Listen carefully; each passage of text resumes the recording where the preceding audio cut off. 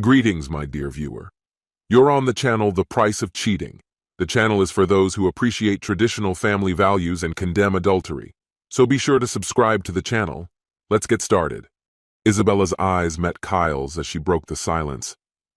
Kyle, there's something I've been meaning to talk to you about for a while.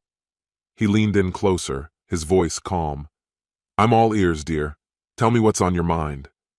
Not right now, she quickly interrupted, her tone firm. Kyle nodded, understanding the weight of her hesitation. When you're ready, we'll talk. But there's something I want to discuss on Saturday. All right, but I won't be able to talk about it without some kind of warning, he replied, trying to grasp the meaning behind her words. You'll get that warning, but promise me you won't react too quickly. I want you to think about it for a whole week before we really talk it through, Isabella said softly. Can you do that? Kyle took a deep breath, composing himself. I'm ready. I want to sleep with another man, she stated, watching his reaction closely.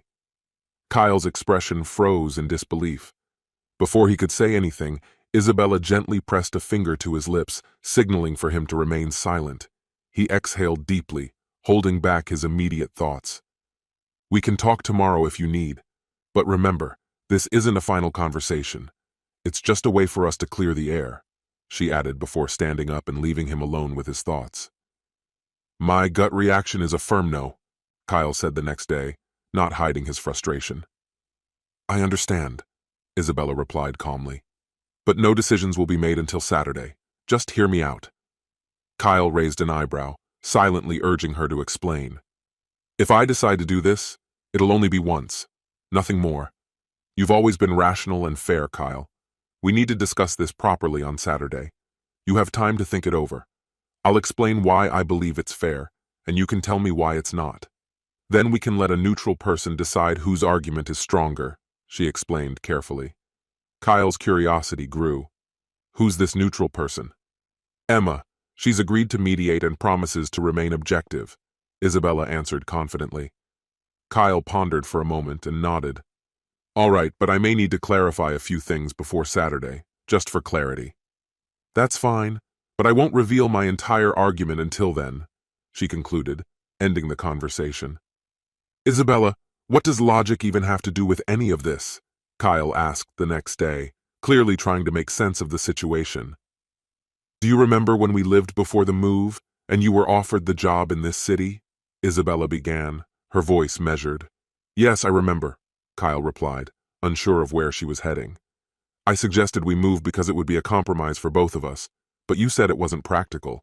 We would both have to commute and need 2 cars, she reminded him. Exactly, Kyle nodded, still not seeing the connection. And then you let me choose where we would live, and I chose this city. I take the bus, you drive the car. It makes more sense. We save on 1 car and I get home earlier to make dinner. It benefits us both, she explained. Kyle leaned back, trying to grasp the point. Okay, but what does this have to do with your request for a free pass here? It's about your approach to everything, through logic. You were right back then, and I respect that. Now I'm trying to think like you. I want you to give me a logical reason why I shouldn't go through with this. In return, I'll give you my arguments, without emotions, just like you always do, Isabella said, her gaze steady. Kyle's voice was sharp, cutting through the tension. I need to ask you a serious question. Go ahead, Isabella encouraged, bracing herself for his response. Do you already have someone in mind for this arrangement? Kyle asked, his eyes narrowing with suspicion. Absolutely not, Isabella responded firmly, meeting his gaze. Do you swear you haven't been thinking about someone for a while? Are you really starting with a clean slate? He pressed, his doubts clear. I swear there's no one, Isabella replied without hesitation. Kyle remained unconvinced. No one at work? No one you frequently interact with? Isabella sighed. Yes, there are men at work who have made their interest clear, and I won't deny that some of them are attractive, but I haven't considered anyone specifically for this. Kyle muttered under his breath, still skeptical. It seems unlikely. Isabella sighed again, feeling the weight of his doubts. Listen, Kyle, she began. I've been thinking about being with someone else. she confessed, her voice steady. But I promise it won't be someone you know, especially not anyone from work. It will be a complete stranger, just once this Friday. What do you think about that? Kyle squinted at her. Are you deliberately trying to hurt me? No, Kyle, not at all. I love you. There's no one else in my heart or life besides you. Then why are you doing this? He asked, softening, though confusion still gripped him. I just want to experience something new, she admitted. It's not about comparing you to someone else. It's not about his height, looks, or what he's like in bed. It's just about satisfying my curiosity. Theoretically, it shouldn't hurt you. So you're saying it's just one man, one time? Yes, exactly. Now say it out loud. It's not about hurting me. She looked him in the eyes, her sincerity clear. I don't want to hurt you, Kyle. I swear I don't. It was Isabella's idea from the start, said Emma on Saturday, crossing her arms. Let her speak first. I'll give my honest opinion after hearing both sides, but for now I'll stay quiet unless you ask for my opinion. Deal? Everyone nodded in agreement, and Isabella took a breath before beginning. Kyle, the first thing you need to understand is that love and physical intimacy aren't the same thing. If we want to move forward, you need to let go of the idea that they're always connected. Then prove it to me, Kyle responded firmly. Isabella tilted her head, thinking. There are many forms of love. You love strawberries, you love me, your mother, your favorite movie, all different types of love, right? Kyle shrugged. But I still love them all. Exactly. And by the same logic, intimacy can take many forms. What we have is intimate, intertwined with love. It's the deepest connection. But there are other forms: attraction, curiosity, comfort, even revenge in some cases. So you're suggesting intimacy out of curiosity? Kyle asked. Yes, and it has nothing to do with love. Okay, I'm starting to understand. You know, Paul Newman once gave an interview about infidelity, Emma interjected, raising an eyebrow. He said something like, if you have steak at home, why go out for a hamburger? I'm sure he meant it as a compliment to Joanne Woodward, but that analogy falls apart when you think about it, Kyle. With your logical mind, you should see that. Kyle nodded slowly. Because eating steak every day can get a bit tiring, and sometimes people just want a hamburger. Are you saying you're tired of me? Kyle asked, pain flickering in his eyes. Of course not, Isabella reassured him. But after 40 years, it's natural for things to lose a bit of their edge. I don't want us to reach that point and get stuck there. So you'd rather add some variety now before things get dull? Kyle asked, his tone softening. Exactly. It's not about boredom with you, Kyle. It's the desire to live with the memory that I tried something new, just once. Kyle sighed. All right, I'm starting to understand. Love, sex, and intimacy, they don't always align. Isabella nodded. And one more thing. When we met, I was innocent. Now we're both around 60, and we've spent more than half of our lives together. You had relationships before me. I've only known you. Kyle raised an eyebrow. So, you want to level the playing field? I'd be lying if I said that's not part of it, she admitted. But come on, one man, one time. That hardly evens the score. It's a small ask, really. And you're sure this won't destroy what we have? With your consent, Kyle, it's not infidelity. It's exploration, not betrayal. He nodded thoughtfully. Anything else? Just this. I've never understood jealousy. It doesn't make sense to me. You've seen me use toys. I have, Kyle acknowledged. Well then, you didn't feel jealous of that, did you? Emma, who had been silent until then, quietly chuckled, a smile flickering on her lips. You have at least partially convinced me, he admitted. This is something that gives you pleasure. Perhaps it doesn't satisfy you in the way it satisfies me, but with someone else, it wouldn't be any different. Just mechanical, physical intimacy. Logically speaking, you have no reason to worry. It's just one man, one instance, without emotional attachment. No offense, no guilt. We move forward as if nothing happened. If you love me, you will allow this, and that's the end of it. There was a brief pause. Honestly, I think Isabella made a rational argument, Emma interjected. I'm curious to hear your opinion, Kyle. And for the record, I haven't made a final decision yet. she added. Kyle took a deep breath before responding. Let me start by addressing Isabella's words. If you love me, you will allow me to do this. That is manipulation. It's emotional blackmail. And why do you think that? She asked with curiosity. Well, think about it, he began. What if I said, if you love me, you'll completely reject this idea? How would you feel? Does that seem like a fair argument? She pondered his words. Or, he continued, what if I said, if you love me, you'll allow me to do something extreme, just once? Would that seem logical to you? I see your point, she acknowledged. I'll drop that argument. But let's go back to the issue of love and intimacy. I don't deny that they can be separate things. Of course, he replied. And if we step back and look at this without emotions, I can understand how the idea of you being with another man wouldn't hurt me. If, of course, I didn't find any flaws in your logic. She leaned back in her chair, seemingly satisfied. All right. Now I'd like to continue my part of the argument by saying there are things that don't concern me. All right, Kyle said, shifting focus. Were you bothered by my past relationships? Yes or no? That's absurd, she responded. I didn't know you back then. Answer the question, Isabella, yes or no? He insisted. She sighed, irritated. Fine. No, they didn't bother me. Then let's break it down. What's worse, the fact that I was with someone before we met, or that you're with someone now, after we've taken vows of fidelity?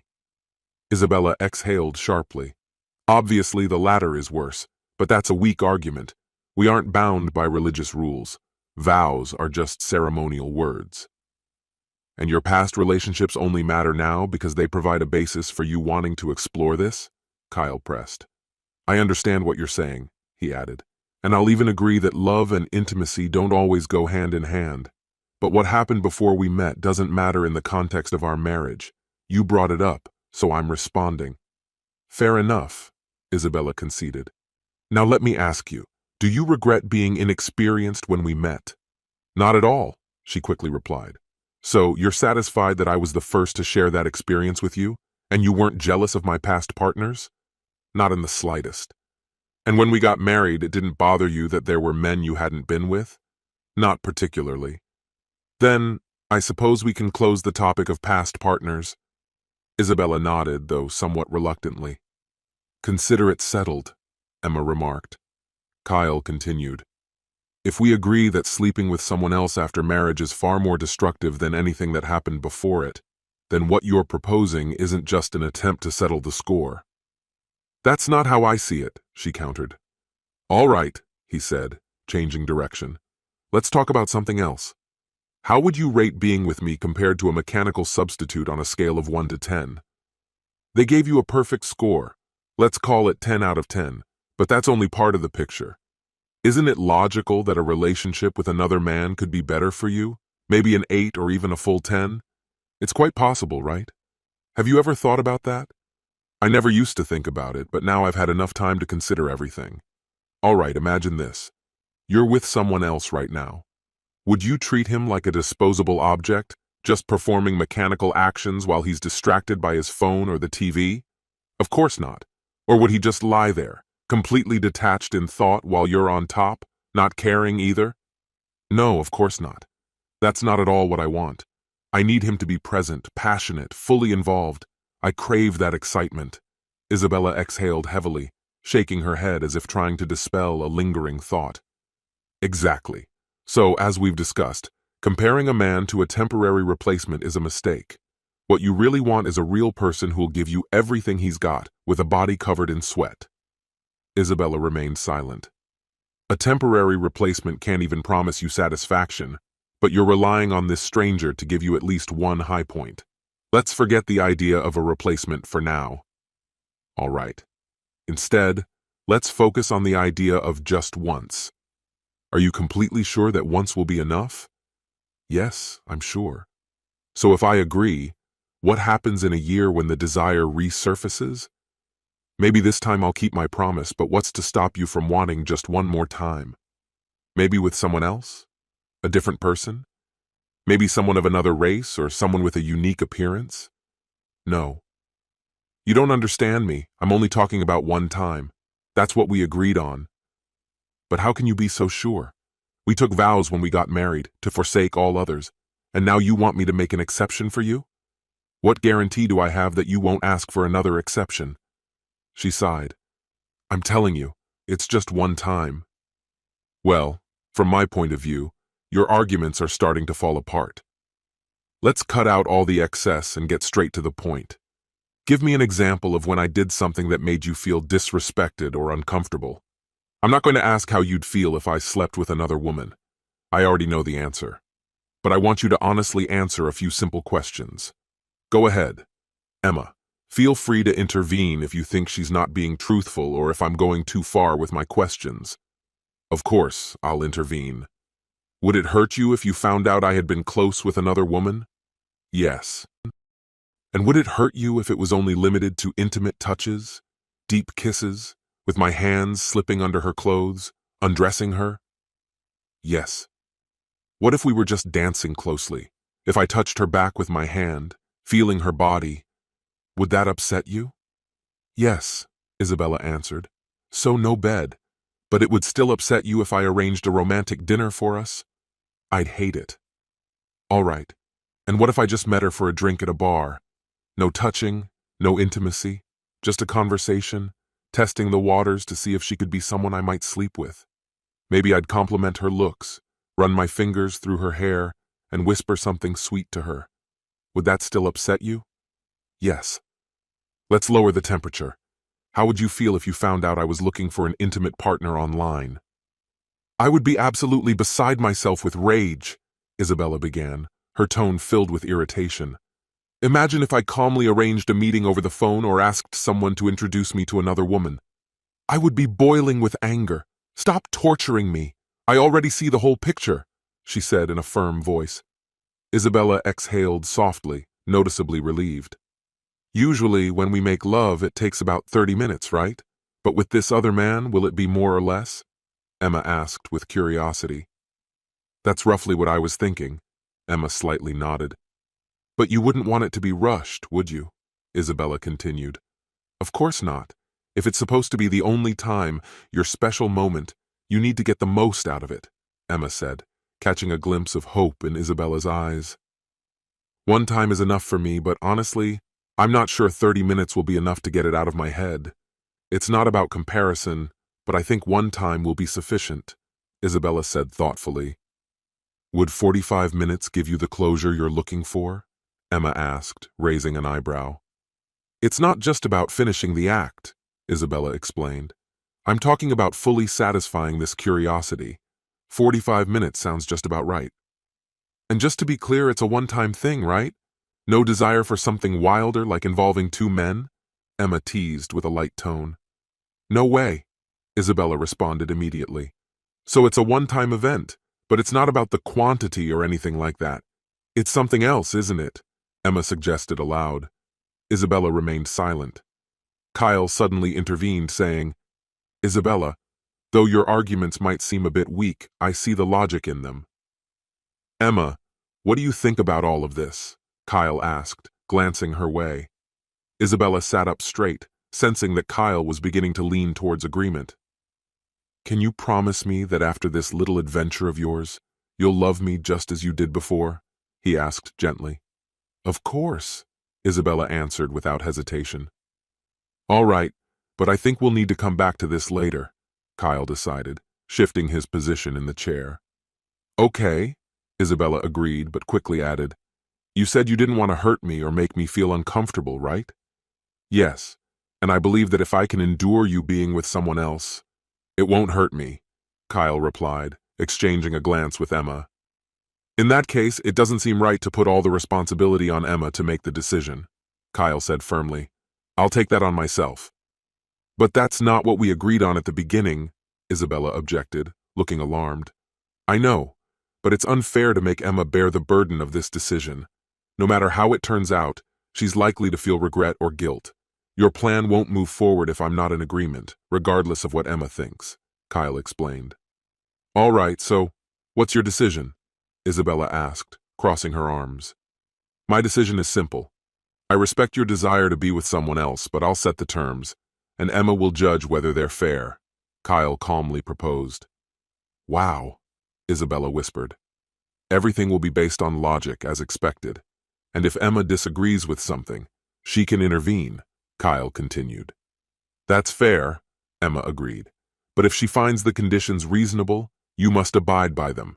And if you break even one of them, we're done. Divorce, Kyle warned, his tone turning serious. Isabella leaned forward, resting her elbows on her knees. I agree, though reluctantly. You can make the final decision. I'll take my 45 minutes, choose a man I don't know, and everything will be on my terms. Even if it's at work, in a car, in an alley, or in our own bed?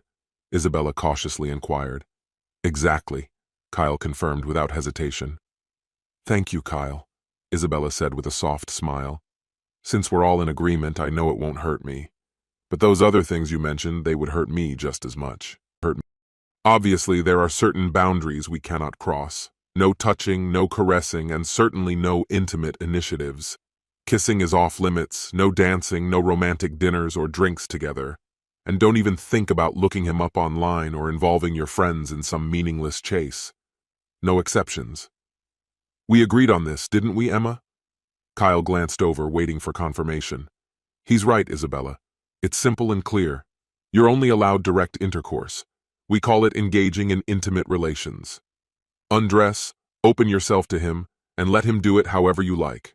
While this happens, you can enjoy it. Pull him closer, praise him for his size for the full 45 minutes.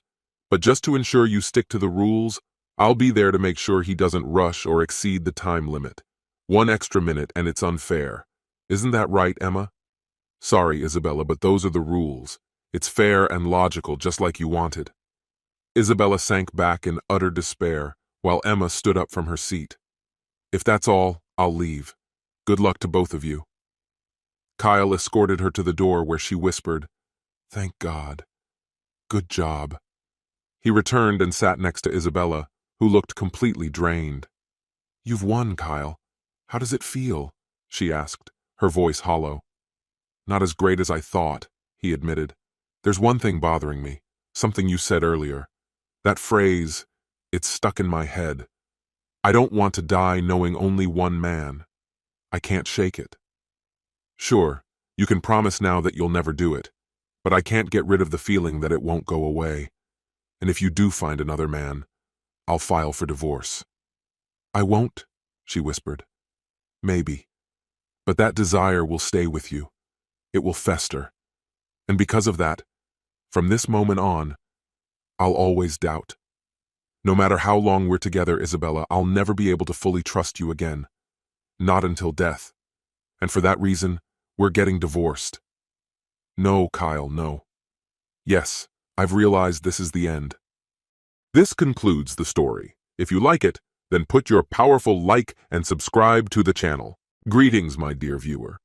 You're on the channel The Price of Cheating. The channel is for those who appreciate traditional family values and condemn adultery. So be sure to subscribe to the channel. Let's get started. I must return home late Friday evening around 7 o'clock. Charles Byrne and I were on a business trip to present our company's products to potential major clients.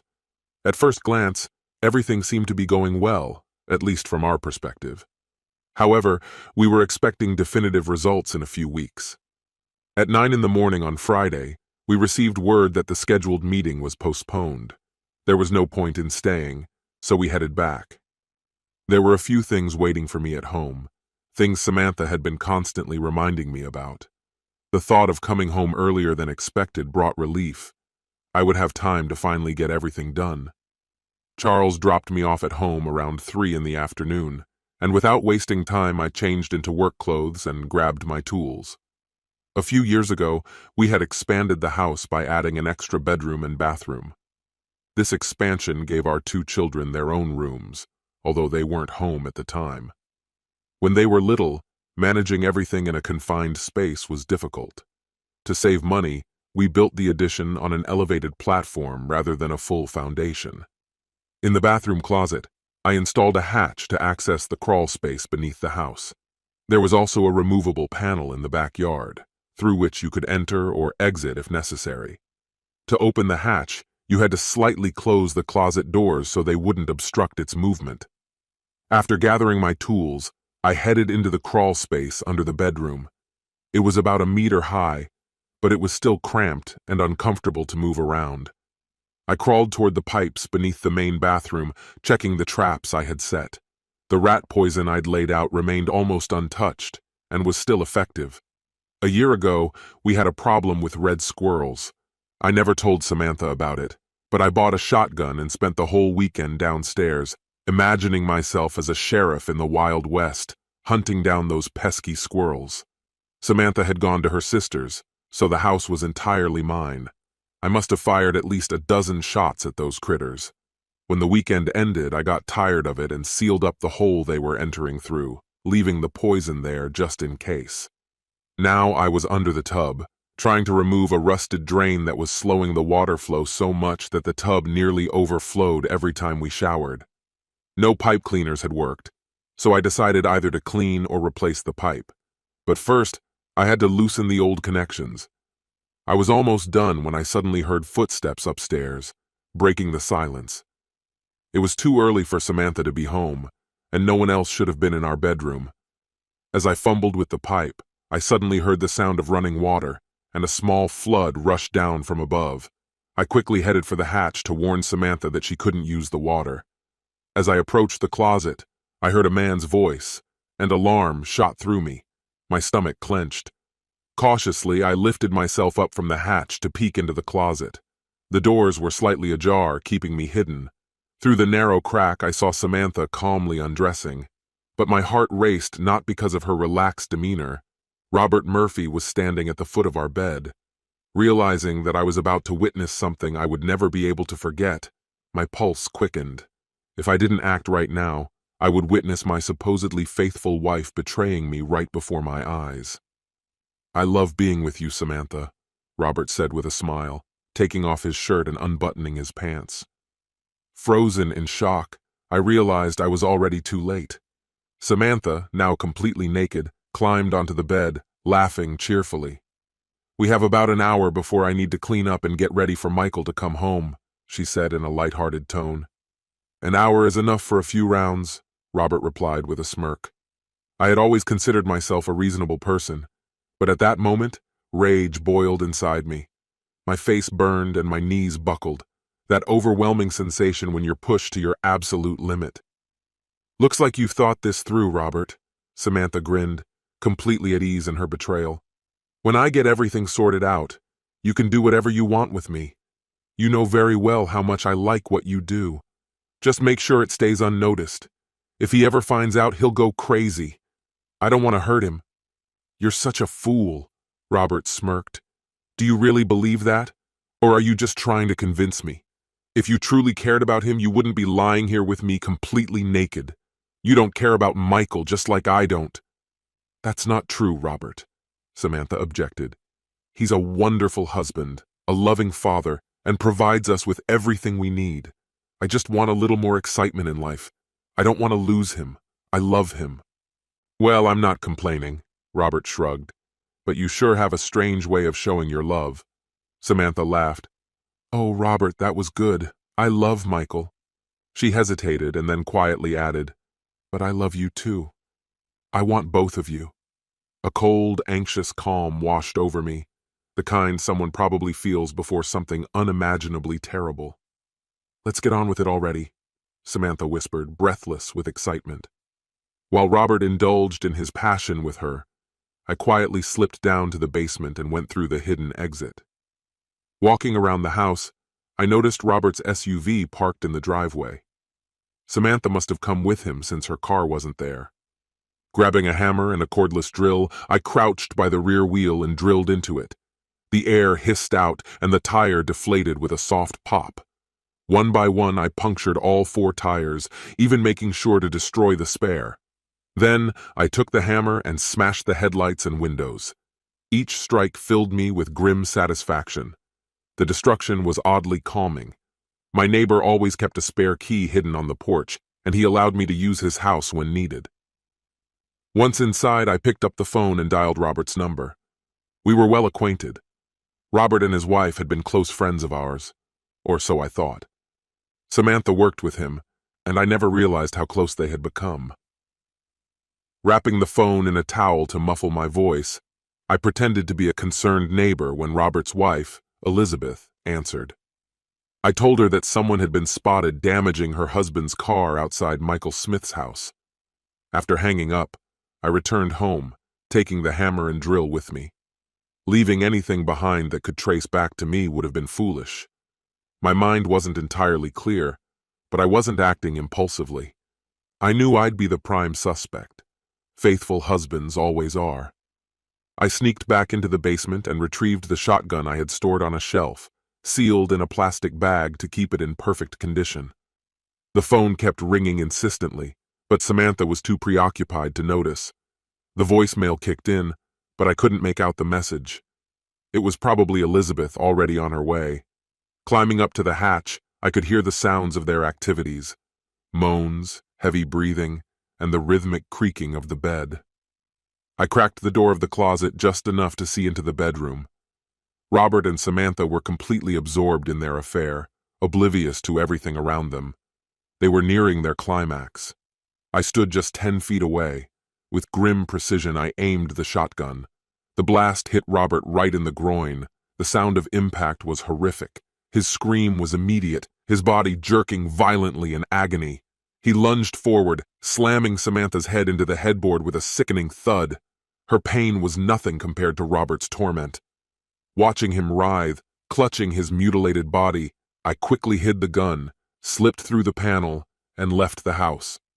I closed the panel behind me and calmly walked across the yard without looking back. As I strolled through the neighborhood, my mind was remarkably clear.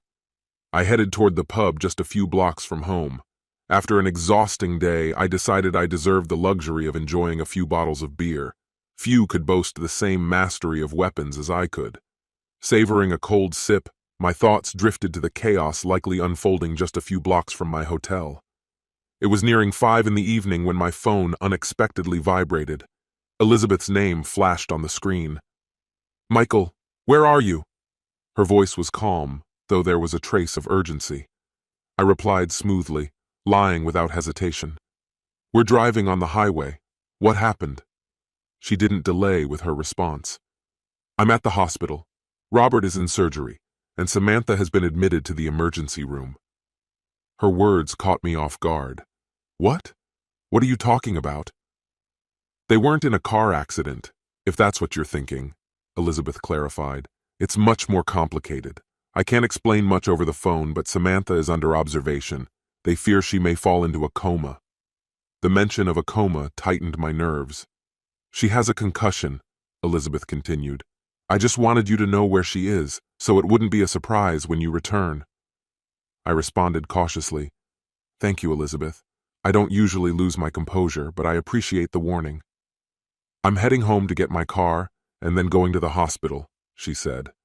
"You'll see Robert's car in the driveway. It's wrecked. The tires are flat. The entire car's a mess, but you'll be able to drive around it," she warned. "Sounds like a total disaster," I muttered. "If needed, I'll take Samantha's car." "Her car isn't there," Elizabeth interrupted. "The story is much longer, and I'd prefer to explain everything when you get here." With that, our conversation ended. I sat there, contemplating the situation. None of this was what I had anticipated, and irritation began to simmer within me. As the evening progressed and the sky darkened, I finally decided to head back home. When I arrived, a small crowd had gathered near my driveway, gawking at the wrecked car. I ignored them, cutting through neighboring yards and slipping into the house through the back door. Entering the bedroom to change, I realized something was seriously wrong. The room was in disarray, furniture overturned, clothes scattered everywhere, and dark stains on the carpet. That's when it hit me. It seemed I had done more damage to Robert than I had realized. I couldn't suppress a smirk as I recalled him writhing in pain, clutching himself. He had enjoyed his time with my wife, and had apparently decided to test his luck with me. To be honest, he was fortunate I hadn't brought a gun. A man who dares to have an affair with another's wife must be prepared for the consequences. By the time I reached the hospital, it was around 9 p.m. The people waiting outside, vultures, as I called them, looked almost gleeful at my arrival. After what seemed like endless paperwork and insurance matters, I quietly muttered to myself, "Why is everything in Spanish here? This is America. We speak English here." Finally, I was led to the room where Samantha lay. She looked fragile, much weaker than I had expected. When our eyes met, she managed a faint smile, nervously fidgeting with her hands. "How are you holding up, Samantha?" I asked, my voice softer than I had intended. "Does it hurt a lot?" "My head hurts, but the doctors are just being cautious," she replied quietly. "They want to make sure there's no internal bleeding or anything serious, but I'm feeling a little better." Then, almost shyly, she asked, "Did you happen to bring me any clothes? They're planning to discharge me." "Samantha, I didn't bring anything for you. Why don't you just wear what you had on when you got here?" My words came out harsher than I intended. "Where are your clothes?" Her response was confused, full of uncertainty. I wasn't wearing anything. I think I slipped and hit my head in the shower. The last thing I remember is getting ready for a bath, and then I was in an ambulance. I didn't have anything on," she almost shouted, her voice trembling with panic. This had to be humiliating. "Yes, I understand," I replied, though my sympathy felt distant. "But what the hell happened to Robert's car? Why is it parked in our driveway? And where is your car? And why is our bedroom such a mess? What happened with Robert?" I bombarded her with questions, but Samantha's face remained blank. "I don't know, Michael. Please stop asking. I have a headache. I feel nauseous. I just can't," she begged, her voice shaking. "Yeah, I feel the same," I muttered, showing my irritation. "Just rest. I'll be here when the doctors let you go." I turned away, needing to find Elizabeth. Eventually, I found her in the ICU. As I approached, she gave me a tired smile. "He's stable, Michael. They had to remove his left testicle, but he's resting now," she whispered. "If he makes it through the night without complications, they'll move him to a regular room in the morning," she added softly. "Oh God," I breathed, stunned. "He lost. How did this happen?" "We didn't get a clear version from either Robert or Samantha," Elizabeth explained, shaking her head. "Some guy called me, said he was your neighbor. He mentioned that someone had wrecked Robert's car in your yard. I tried calling Samantha, but she didn't answer, so I left a message and drove over. When I arrived, Robert was still in the car, completely out of it. Some random guy had stopped to help." Elizabeth paused for a moment, collecting her thoughts. "This man said that Robert was completely naked, running around the car and shouting. Then Robert jumped back into the car, insisting he was driving to the hospital. The guy took his keys, afraid that Robert was either on something or something else, especially with a flat tire. He didn't want Robert driving in that state." "And then what?" I asked, feeling the weight of the situation intensify. "I think Robert got hurt on the broken glass in the car. There were shards everywhere. He was bleeding from his back and—" "Well, from there," Elizabeth continued, her voice steady despite the horrifying details. "We called an ambulance, and just then, that man cursed. I looked up and saw Samantha stumbling down the driveway, completely naked." "What happened next?" I asked, my shock growing. "She was incoherent," Elizabeth admitted. "She was holding her head, groaning. When I got her to sit down, I saw a huge bump on her forehead. I've been with Robert ever since. Did you talk to her?" "Yes. She says her memory is foggy," I explained, still trying to piece together the whole story. We grabbed coffee and continued discussing the bizarre situation. Elizabeth mentioned that Robert remembered eating sushi that day. "He thinks maybe the food was bad or someone spiked their drinks," she said, though her voice sounded doubtful. "I've had bad food before too, but I've never lost my memory or, well, a body part because of it," I said, shaking my head. "Does he really believe the sushi caused the accident and Samantha's injury?" Elizabeth gave a weak smile. "I know it sounds ridiculous, but I can't think of anything more logical. Their behavior is so strange. Maybe Robert really crashed the car while in some sort of trance." "Maybe," I muttered. though nothing about this situation seemed normal. I felt the weight of something much larger looming over me, realizing that I had been drawn into a situation far more serious than I had anticipated. If Robert took all the blame, I could avoid any legal consequences.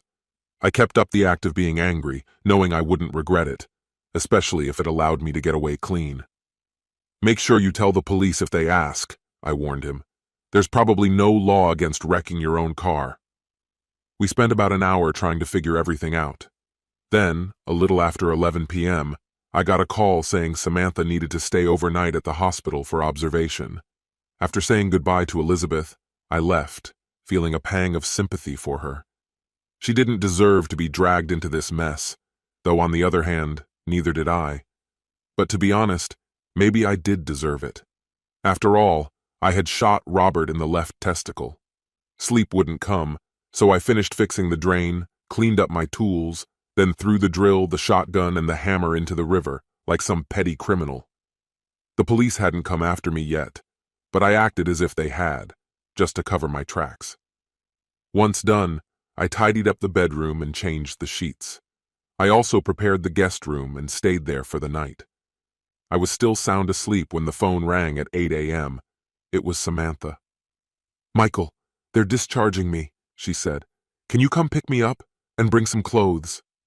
I picked her up, helped her to the bedroom since she was moving slowly, put her in pajamas, and laid her in bed. She slept most of the day. Around noon, Elizabeth called to say Robert was going to be fine. He'd be discharged in a few days. I sat with that information for a while, realizing that I didn't care whether he recovered or not. He was still the same scumbag he'd always been. After ending the call, I went to check on Samantha. "How's Robert? What happened to him?" she asked. "No one's really sure," I replied. "He'll recover, but there's something important he's missing now." I watched her reaction closely. She simply closed her eyes, let a few tears fall, and drifted back to sleep. Later in the evening, I made her some soup and helped her eat. Her complexion had improved, and she was talking a bit more. But none of that changed anything. She still didn't say anything significant. No mentions of how she and Robert had ruined everything. No confession about the affair. "Are you going to bed soon, Michael?" she asked softly, with a barely noticeable smile. "I miss you," she added. Her words lingered in the air, but I couldn't erase the image of her with him. I still heard her telling Robert he could do whatever he wanted with her. At that moment, I realized I might never share a bed with her again. "No," I replied. "I'm going to watch some TV." "Rest up. You'll feel better in the morning," I said, turning off the light and heading to the guest room. I fell asleep quickly. The next morning, sunlight filled the windows, and when I woke up, I saw Samantha standing by the bed looking slightly better. "Why did you sleep here, Michael?" she asked. "I wanted you with me." "I think I'll stay here a few more nights," I said. "You need to focus on regaining your strength and your memory. I don't want to be a burden." She looked at me, sadness in her eyes, before quietly leaving the room. I didn't have the strength to meet her gaze or say anything more. It seemed she sensed that. In the end, the police concluded that Robert had lost control and trashed his own car. He didn't even try to deny it. I had a feeling he knew that if he started denying it, the truth would come out, and the affair with Samantha would become public knowledge. It was easier for him to let everyone think he had a nervous breakdown or was poisoned by something. Samantha showed no interest in his condition during his recovery, so the day after he was discharged from the hospital, I went to check on him. Elizabeth came with me. "Robert," I called him with a smirk, "you'd better get well soon, or you'll never beat me at golf." He looked at me, his gaze lingering as if he was trying to figure out whether I knew about the mess he had gotten himself into. I looked him in the eyes calmly, not giving anything away. After what felt like an eternity, he finally responded, "Of course, Michael, if you say so." It became clear to me that when a person loses part of themselves, they become more cautious, more careful. He had changed, become quieter, more thoughtful. Samantha didn't return to work until Tuesday. I drove her there because her car was still in the office parking lot.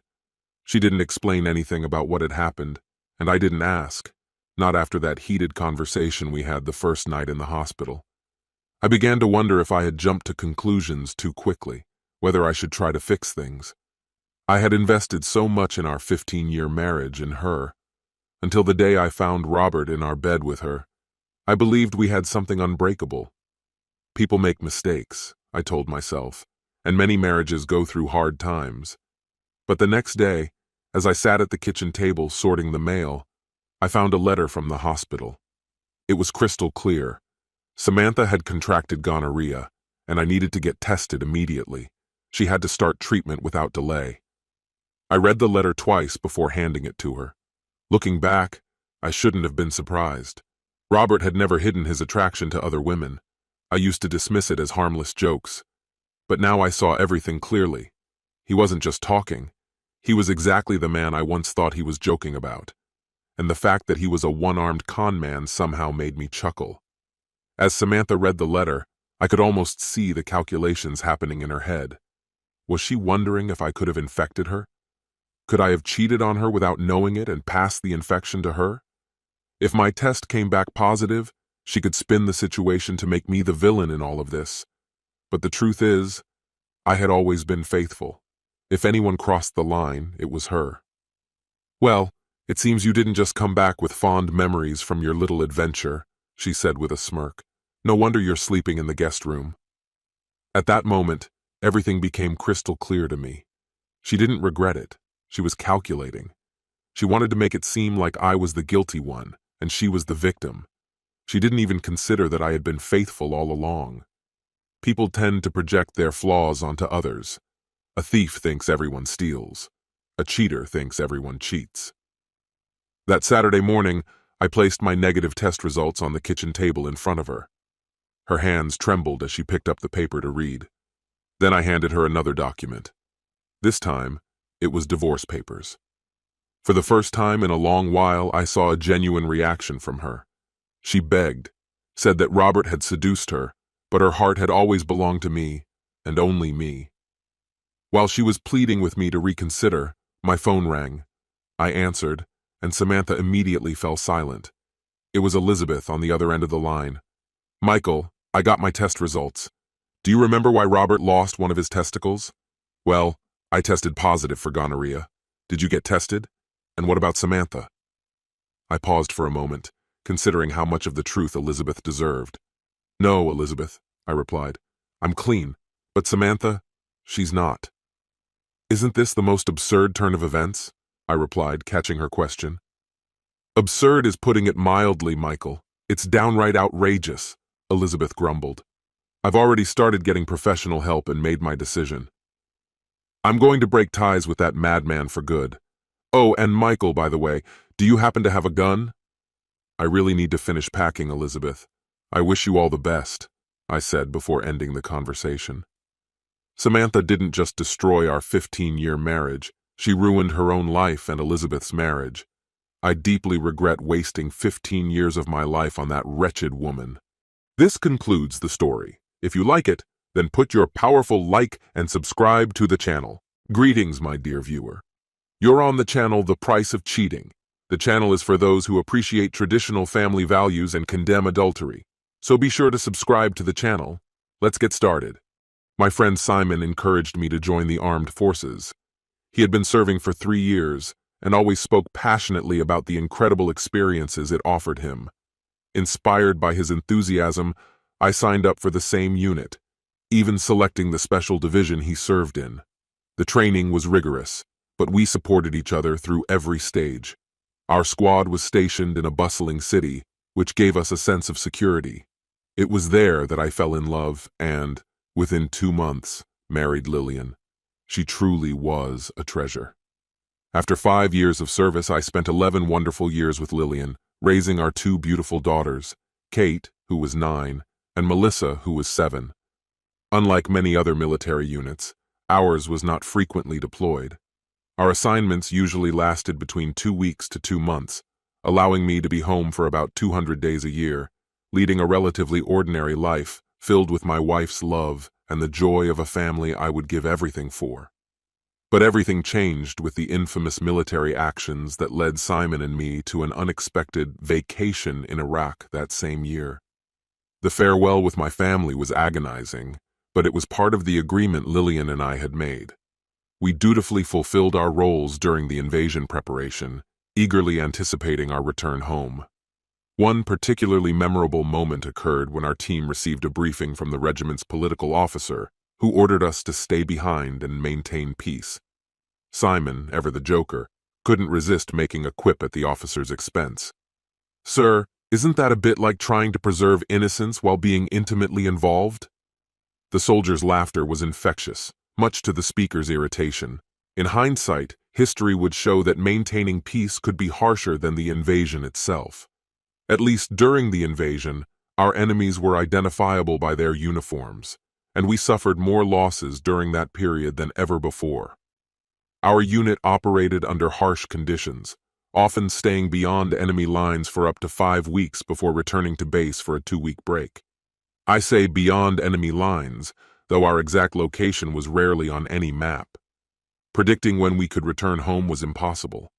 I often used Skype to stay connected with Lillian, Kate, and Melissa, so they wouldn't forget my face while I was deployed.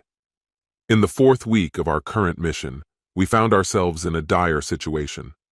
Our goal was to assault a base supposedly housing around 200 enemies, but we encountered the overwhelming strength of an entire army. Outnumbered, we had no choice but to retreat. It took 3 days for us to be fully evacuated by helicopter. By then, only 4 of us remained uninjured, and 3 team members had lost their lives. The hardest part was that Simon, my loyal comrade, had torn a ligament in his knee. While not life-threatening, it marked the end of his military career. He was taken to a hospital in our hometown with other wounded soldiers, while the remaining members of our unit were placed in a remote location to help us psychologically transition back to civilian life. It became clear that our unit lacked the personnel needed to continue operating effectively. After enduring a grueling mission and 8 months of deployment, I found myself in the mess hall, using my laptop to write letters to the widows of 2 of my fallen comrades. I addressed all 3 women, as the Army had confirmed the deaths of their husbands. Although the military bureaucracy managed this process, I felt the need to add a personal touch, given our close-knit group. I knew each of them well. Unlike me, they lived on base. The 3rd conversation was particularly difficult.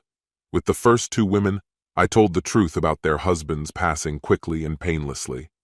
However, I knew that this time I would have to fabricate a story. As the senior officer in my platoon, I ensured that all communication with these grieving women went through me. If they were to hear a lie, I wanted it to be consistent. At that moment, a small notification appeared on my laptop screen. Kate Young is online. Seeking a distraction from the emotional weight of my task, I initiated a call. Within seconds, my eldest daughter's face brightened the screen. She was sitting on the couch in our living room, using the laptop she had received last Christmas. "Dad!" she exclaimed with joy. The screen lit up with an image of her sister, and soon I found myself immersed in a conversation with the 2 most important parts of my life. Their voices filled the air, lively and overlapping in an endearing cacophony. For the next half hour, we animatedly discussed school, their adventure at the zoo, and whatever random thoughts popped into their minds. I could feel the tension beginning to ease. The intense urge to hit something, anything, was slowly subsiding. Glancing at the clock, I realized it was time to get ready for bed, prompting me to wrap up our conversation. "Where's your mom?" I asked Mel, shifting my attention. "Oh, she's in the kitchen with Uncle Mick, Mom's new friend," Mel replied. "He was with us at the zoo today." A sudden chill swept through me. Lillian and I didn't have a brother named Mick. I wrestled with a wave of despair that threatened to engulf me. I'd faced this situation too many times, and I needed to regain control. "How long has Uncle Mick been around?" I asked, trying to sound casual. After all, I didn't just play a role. I made a living by taking lives. "Right after Easter, Dad," she answered. "That was 3 months ago." Lillian hadn't mentioned any new friends, and that fact alone spoke volumes. Does Mom see Uncle Mick often? How often does he come over? I continued. Oh, he's almost always here, she said. And at that moment, I heard Kate whisper from off-screen, Mel, you know Mom doesn't want us to talk about Uncle Mick. At that instant, my suspicions turned into certainty. Rage flared within me, and I struggled to keep it in check. Kate, come to the screen, please, I commanded. Kate appeared, looking confused. Is Uncle Mick staying the night? I asked her. Yes, Dad, she answered. Damn it! Damn it! Damn it! Damn it! I barely restrained the primal fury threatening to overtake me. So, do you like Uncle Mick? Again, both girls answered in unison, their words merging into a chaotic blend. I caught fragments of their responses. Creepy, he hit me, doesn't like us. All right, girls, let's calm down. Kate, you first, I said. No, Dad. We don't like him and he doesn't like us, she said honestly. He's mean to us when Mom's not around. Sometimes I hear her screaming from her room when he stays over. Hearing this from my child was a gut-wrenching experience. The Army had trained me to react swiftly in crises, a skill sharpened through countless dangerous situations. Is that jacket by the front door Mick's? I asked. Yes, Dad. Please bring it to me, Kate, and check if there's a wallet in one of the pockets. She agreed, and within 2 minutes, I had Uncle Mick's full name, address, and driver's license number. There was also a security badge from his workplace. Kate then went to the garage to gather details about his car, make, model, and license plate number. All right, girls, I said, doing my best to keep a calm tone. I need to make a call. It won't take long. Leave the screen on and wait for me to return, okay? The call took longer than 10 minutes, but fortunately, Simon's wife, Julia, was home, not at the hospital. When I returned to the screen, I motioned for the girls to come closer. All right, my little princesses, would you mind staying with Aunt Julia for a few days? This question always sparked excitement. Julia and Simon had 3 children, the same age as my companions, and our families were closely bonded. Dad, we haven't seen them in ages, exclaimed Mel, her excitement palpable. It was obvious that Lillian had been purposely avoiding our friends. All right, go to your rooms and pack a few clothes and toys, for a few days. Aunt Julia will be here soon to pick you up. Kate, bring the laptop to the kitchen and aim it at your mom. I want to talk to her first, and then you can start packing, I said. Sure, Dad. As Kate moved the laptop, I took a moment to survey the house. When the kitchen door opened, I saw Lillian sitting at the table with a young man, a bottle of wine between them. They were so engrossed in conversation that they didn't notice Kate setting the laptop on the edge of the table. They seemed to be in their own little world until Kate broke the silence, saying, Mom, Dad wants to talk to you. Lillian and the man turned suddenly, their expressions shifting to shock as they saw the screen. Lillian looked frightened, and the young man seemed to wish he could disappear. Hello, Lillian. How's it going? I asked. This must be your new friend, Mick. Their lips moved, but I couldn't hear anything, so I continued. Come on, Lillian. You knew this day would come. You must have prepared a little speech for me. Clearly, she hadn't. She tried to bluff, utterly unaware that she was the worst liar in the world. It was so obvious that it felt like a neon sign flashed above her head every time she tried to deceive me. He's just a friend, Anthony. That's nonsense, Lillian. The girls already told me that this moron has been with you for months. Finally, Lillian reluctantly decided to tell the truth. Her boyfriend tried to stand and leave, but she grabbed his hand, pulling him back to the table. I watched as her face went through a whirlwind of emotions, as if I were watching a movie. Sorry, Anthony, but I felt so lonely while you were away. I met Mick, and we fell in love. Her voice trailed off. Though I wanted to be furious with both of them, I understood that anger would lead nowhere productive. I held my tone steady and replied, That's absurd, Lillian. This is the first time in 11 years of our marriage that I've been away for more than 3 weeks. Before the wedding, I warned you about what our life would be like, and you accepted it. She looked puzzled, not understanding my words. For the record, dear, the proper order would have been to wait for my return. Wait until I was in a place where distraction could lead to serious consequences. And then, when I returned, tell me you wanted to leave, giving me a chance to change your mind. After our separation, you could have left and been with this jerk." Staring at the table, Lillian muttered, "I'm sorry, Anthony. It's already happened." "And what's next, Lillian?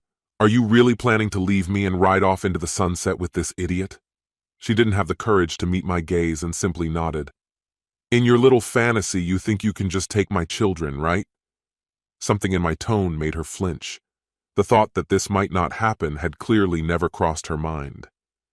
"Listen, Lillian, you know I have a background in psychology. You remember all those conversations about what shapes a child? Nature versus nurture, genetics versus environment? What happens if the kids go with you? They'll inherit your lying genes and grow up in a world full of betrayal and deceit. Trust me, that won't happen." Lillian recoiled as if I'd struck her. She struggled with the harsh words I threw at her, each one landing heavily. At that moment, the man stood up to defend her. "Wait! Shut your mouth, idiot. One thing the military teaches you is how to assert dominance over those around you." He quickly fell silent. Just then, Lillian's attention was drawn to the screen, and she announced she was going to answer the door. I asked her to stop for a moment. It was Julia who had come to pick up the children. She planned to take them to her place tonight and drop them off at school in the morning. By that time, they needed to have their things packed, making sure they had everything they needed, and then return so we could talk in private. Lillian got up from her chair, and Uncle Mick stood up too. "Sit back down, fool," I said, and he quickly sat back down, clearly embarrassed. For the next 5 minutes, I kept my eyes fixed on him, waiting for Lillian to return. This fool even tried to chat about his time in service. A waiter came by to pour me another drink. I asked him to leave me alone, as I didn't want anyone witnessing the growing tension. Finally, Lillian came back into the room. She began, "Anthony, I didn't want it to end this way." I cut her off. "I have 2 questions for you, Mick. First, did you know she was married?" He answered, "Sorry, man, I just fell in love with her." I took that as an admission. "Second question, are you aware of what I do for a living?" Lillian interjected, "She said you were in the Iraqi Air Force." "No, he's in the Army," she corrected herself. "I thought you said he flew," he replied. "I get it now. I am in the Army, but I serve in a division called the Special Air Service." It was clear my explanation didn't impress him, so I continued. "You may know us better by the abbreviation SAS." A fleeting look of horror crossed his face as he finally grasped the seriousness of the situation. Every man knew what SAS meant. They knew of the books detailing elite forces training worldwide. The general opinion held that if someone became a target of the SAS, they wouldn't realize it until they found themselves in hell. He now, with chilling clarity, understood he was in grave danger. Though the microphone didn't catch any sounds, his lips unmistakably formed the words, "Oh, damn." "So, Mr. Michael Brown, my profession is killing bad guys." I leaned in closer, filling the screen with my face, watching as his expression grew ghostly. "For the crime of sleeping with my wife, destroying my marriage, and endangering my daughter's future happiness, I sentence you to death." "What? What?" he stammered, bewildered. "You heard me, damn it! I'm going to destroy you!" He sat there, mouth agape like a fish out of water, unsure of how to respond. At this point, Lillian stepped in. "Come on, Anthony. Stop trying to be tough. I know you're in the Army, but how many people have you really killed?" Her calm tone caught me off guard. I shifted my gaze from the screen, where Mick's face was displayed, to look at her. I was stunned by the defiance in her expression. Suddenly, I realized that she had no idea what I did every day. Like many in special forces, I kept my operations private. Only a few close friends knew of my connections to the SAS. I had never shared my missions with her, mainly to avoid worrying her. So I replied in a calm voice, "Well, dear, I've been on base for a week, so I haven't killed anyone. But the week before that, I took out about 20 enemies, and frankly, it was a fairly quiet week. Apologies if that sounds cold. By the way, Lillian, your mom should have told you that the way to a man's heart is through his stomach." Thanks to the wonders of Skype, we were connected across continents. The man she had just seen was now a stranger, whom she recognized with a cold certainty as incredibly dangerous and utterly enraged. I looked at the man, suddenly filled with fear. Dear, you should know that I didn't hate any of those men. They were just doing their duty. I felt no guilt for the man I struck, even as I watched him weaken. Now think of the fate I've prepared for those I genuinely despise. Are you still lurking nearby, fool? The farther you get from my home, the better your chances of staying alive. With a loud groan, he jumped up and stormed through the mesh door, and I heard it snap shut behind him. She now resembled a goldfish in her demeanor, caught in a mixture of disbelief and fear. I gave her a moment to collect her thoughts, which, judging by her expression, looked grim. Finally, she whispered, "Are you going to kill me too?" It made me hesitate. I hadn't yet decided her fate. Lillian, I'm sorry. I haven't made a final decision. What I do know is this. After you brought that scoundrel into my home and let the girls overhear your actions, you are unfit to be a mother to my children. Oh yes, Kate told me about the way you scream when he's with you at night. She believes he's hurting you. I hadn't thought Lillian could look even more terrified, but she proved me wrong. One thing I know for certain, my daughters will fully understand my feelings about betrayal. A brief pause allowed my emotions to shift from confusion to a calmer, more rational state. Did you know that studies show that the death of a parent can be less harmful to children than a chaotic divorce? It was no surprise that Lillian didn't respond. She was smart enough to grasp the double meaning in my words, neither of which was in her favor. No, Lillian, I think ending your life would be complicated. I once loved you. Until today, I had no reason to doubt your abilities as a mother. Before she could foster too much hope from this, I added, so here's the reality, Lillian. If I ever catch you with Mick, I'll have to destroy you both. If you report me to the authorities, I'll make sure you face the consequences. If I come home and there aren't divorce papers ready to sign, I'll make your end swift. Think carefully, Lillian. I let the thought hang in her mind. She looked on the verge of breaking down. Are you really going to destroy Mick? Lillian, this country has changed me. I've seen many friends die, and I've taken many lives. Only a small part of my humanity remains.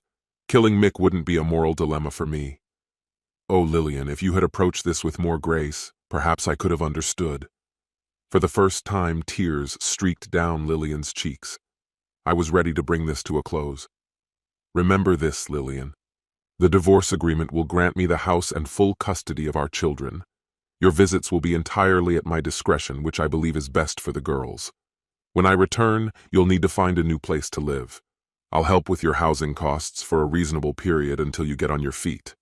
I'll also connect you with a military lawyer. Civilian judges tend to favor them highly. When I come back, I'll secure an instructor position on base so I can be home with the girls every night. We'll be just fine without you. One thing I know for sure, I'm never coming back here. Before I arrived, I was worried about how I'd handle the shootings. That turned out not to be an issue. Now I fear how much of my soul will be left if I have to take many more lives. It will haunt me. Good night, Lillian. Don't try to contact me by email or phone until I return. I refuse to let myself return home unprepared. Just follow my instructions, and soon you'll experience the joys of life. It may not be the life you would have chosen to enjoy, but that was your choice. Now, you'll have to face the consequences. With those words, I ended the conversation. 2 weeks later, I finally returned home, filled with joy to see Kate and Mel. I tried to explain to them that their mother would no longer be part of our lives, though they struggled to fully grasp it. Thankfully, Julia, Simon, and their children were constantly around, providing a welcome distraction. Each time the girls saw Simon, they would curiously ask about his unusual walk. Each time, he would come up with a new story, each one more fantastical than the last. Upon arrival, I was greeted by the police. It seemed Miko was in a desperate state. They informed me that they had spoken with my wife, who didn't support his version of events. I used no tricks to evade their questions, but I didn't admit to anything either. There was little they could do other than warn me that they would be monitoring my actions. The divorce process proceeded with minimal interference on my part. I decided to let the girls choose how often they wanted to see their mother. I was surprised by how much they held her accountable for the pain we had gone through. Their desire to see her was quite rare. Later, I learned that Julia played a key role in this. She would pick up the girls from school every day, and the joy they felt spending time with their old friends, Julia and Simon's children, left little room for their emotionally distant mother. One day, Lillian asked me if reconciliation was possible. I simply allowed the cold, unyielding part of myself to look at her. The subject never came up again. In fact, she did everything possible to ensure we were never alone after that. Clearly, I had frightened her. I found a job as an instructor on a base, which allowed me to come home every night. The girls were well cared for, though divorce always leaves emotional scars, no matter the circumstances. 3 years later, Lillian sat in her modest apartment, tears streaming down her face. She had been crying for 2 hours since her last boyfriend, John, had left her. "What is wrong with me?" she wondered, reflecting on the past 3 years. The more she looked back, the more she became convinced that the source of her suffering was Anthony. She had married him in haste, driven by her biological clock and an intense desire to have the children she had always envisioned. When Mick entered her life, she became so engrossed in the romance that she entirely forgot about being cautious. In the first year, her children became a deep source of sadness. She initiated legal actions to reclaim Kate and Mel from Julia, but Anthony's return from Iraq cut her efforts short. When she finally managed to speak with the girls, their accusatory tone made her feel guilty. She was allowed to see them every week, until a year after Lillian had left, Anthony introduced another woman into their lives. This woman was a journalist documenting a story about Anthony and his sons receiving medals. After that, the girls seemed to lose interest in keeping in touch with her. By the end of each day, she found herself parked outside their school, hoping for just a glimpse of them. This hope shattered when she saw the girls rush to embrace this new woman, treating her as if she were their mother. To make her pain worse, they didn't even wish her a happy birthday that year. Every man Lillian began to date soon left her and disappeared. In the end, her thoughts returned to Anthony. She tried to push him from her mind but couldn't. 3 years ago, it seemed she had everything. Now, in her search for the last missing piece of herself, she realized she had been left with nothing, alone, depressed, and feeling like she mattered to no one. This concludes the story. If you like it, then put your powerful like and subscribe to the channel.